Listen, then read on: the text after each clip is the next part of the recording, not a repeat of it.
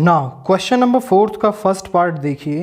Determine whether the following pair of lines intersect, if they intersect find the point of intersection. तो हमें दो lines की equations दे रखी हैं और हमें ये चेक करना है कि क्या ये इंटरसेक्ट करती हैं। अगर इंटरसेक्ट करती हैं तो पॉइंट ऑफ इंटरसेक्शन और निकालना है। अब आप देखिए, आप बोले सर इंटरसेक्शन के लिए हम a2 minus a1 dot b1 cross b2 निकालेंगे और वहां से हमें पता चल जाएगा कि लाइंस इंटरसेक्टिंग है या नहीं। बिल्कुल सही, पता चल जाएगा। बट यहां पर वो इंटरसेक्टिंग हुई तो हमें पॉइंट ऑफ इंटरसेक्शन भी निकालना पड़ेगा, फिर दोबारा से हमें सॉल्व करना पड़ेगा। तो हम एक अलग मेथड यूज करेंगे जिससे हमें इंटरसेक्शन के बारे में भी पता चल जाए और अगर वो इंटरसेक्ट करती हुई तो हम उनका पॉइंट ऑफ इंटरसेक्शन भी निकाल लेंगे। तो देखिए कैसे, अगर दो लाइंस इंटरसेक्टिंग होती हैं तो उनके पास क्या होता है, एक कॉमन पॉइंट होता है, तो वो हमें निकालना है। This is first, this is second. If line 1 and line 2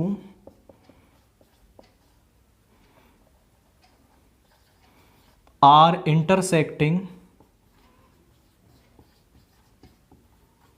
therefore they have a common point.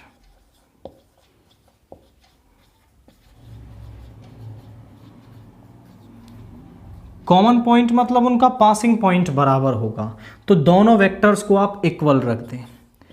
2 lambda plus 1 I cap minus lambda plus 1 J cap, या इस माइनस साइन को अंदर ले जाएं तो minus lambda minus 1 J cap plus lambda plus 1 K cap is equal to 3 mu plus 2 I cap plus minus 5 mu minus 5 J cap plus 2 mu minus 1 K cap. ये आ रहा है, दोनों को बराबर कर लिया ताकि हम इनके बीच का कॉमन पॉइंट निकाल पाए। दो वेक्टर्स इक्वल कब होते हैं, जब उनके आई जे और के कॉम्पोनेंट जो स्केलर कॉम्पोनेंट्स हैं वो इक्वल होते हैं। तो मतलब 2 लैम्डा प्लस 1 यहाँ से बराबर होगा 3 म्यू प्लस 2 के, माइनस लैम्डा माइनस 1 बराबर होगा माइनस 5 म्यू माइनस 5 के, और लैम्डा प्लस 1 होगा यहाँ से 2 म्यू माइनस 1 के।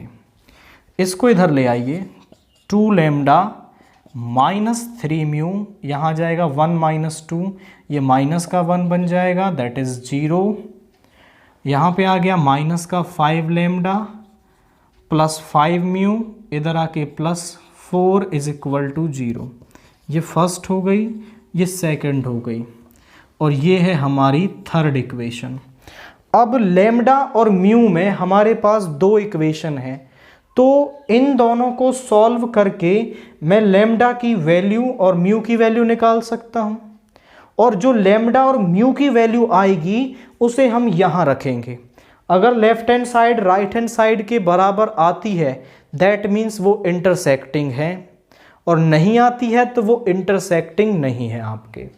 तो on solving first and second, इनको ऐसे लिख लेते हैं हम क्रॉस मल्टीप्लिकेशन से सॉल्व करेंगे। 2 lambda minus 3 mu minus 1 is equal to 0, minus lambda plus 5 mu plus 4 is equal to 0. So on solving first and second,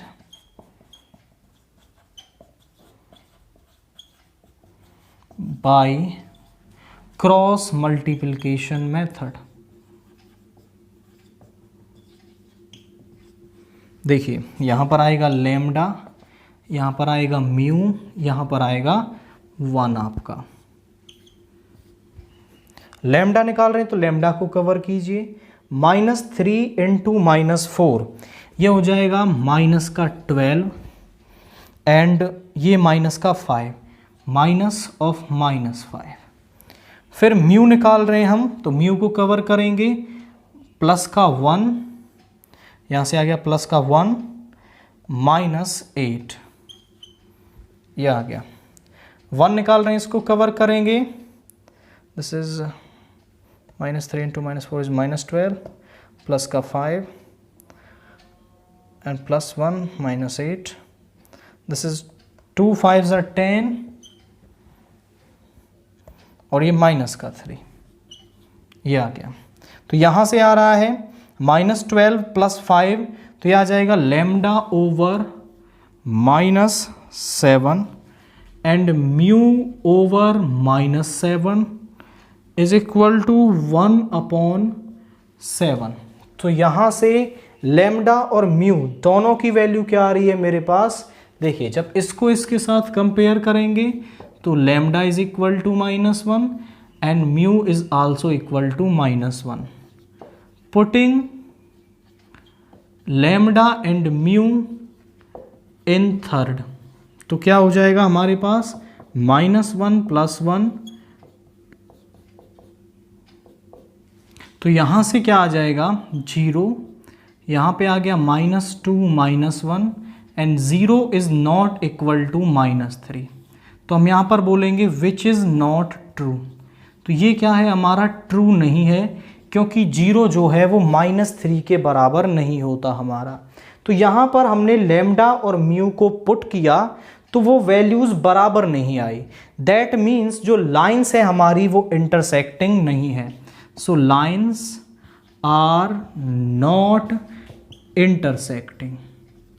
अगर ऐसा होता कि जो ये पॉइंट हैं लैम्डा और म्यू जो हैं वो इसको सेटिस्फाई कर जाते तो हमारा जो लाइन्स है वो इंटरसेक्टिंग हो जाती, तब उस केस में आप क्या करते, लैम्डा या म्यू की वैल्यू यहाँ लैम्डा रख देते या यहाँ म्यू रख देते, तो हमारे पास एक वेक्टर आता जो क्या होता, उन दोनों का कॉमन पॉइंट या उनके इंटरसेक्शन पॉइंट का वेक्टर होता और वहां से हम इंटरसेक्शन पॉइंट बता देते।